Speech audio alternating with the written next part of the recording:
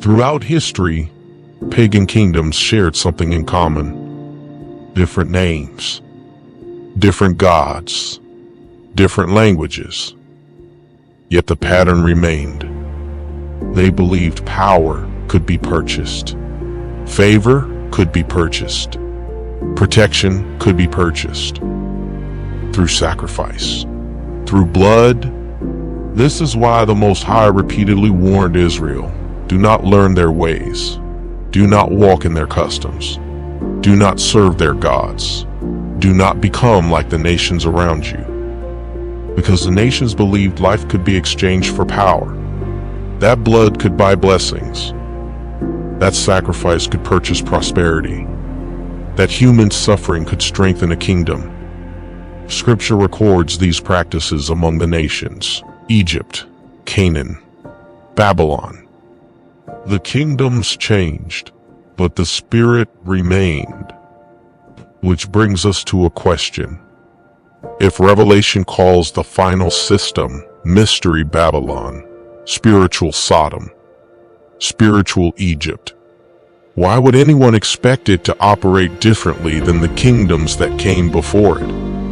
The methods may evolve, the language may evolve, the technology may evolve, but the spirit remains the same.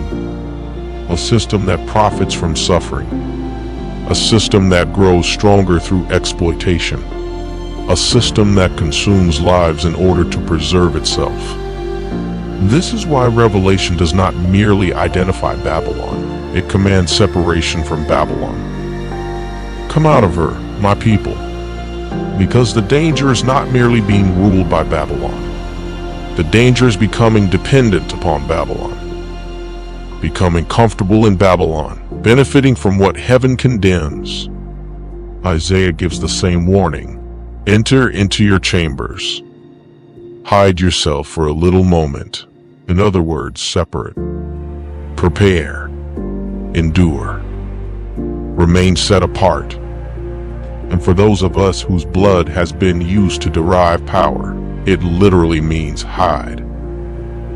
Because every kingdom built upon injustice eventually faces judgment. Every kingdom built upon exploitation eventually collapses beneath its own weight. Babel learned this. Babylon learned this. Rome learned this. Mystery Babylon will learn it too. That is the general teaching on this subject. But what does it mean today? When our ancestors were made strange fruit across the south of this country, it was not just cruelty. It was not just bloodlust or hatred. It was sacrifice. Acts 5 verse 3 is very clear. Messiah was hung on a tree. Do you think that is some sort of coincidence? It is our blood and sacrifice that has built this nation into the fourth and most powerful kingdom the earth has ever known. Why is it important to know this now? Because they seek to do what they did again. They seek power now that they are in decline. That is why they want you defenseless, poor with no rights or means to defend yourselves. The signs are visible.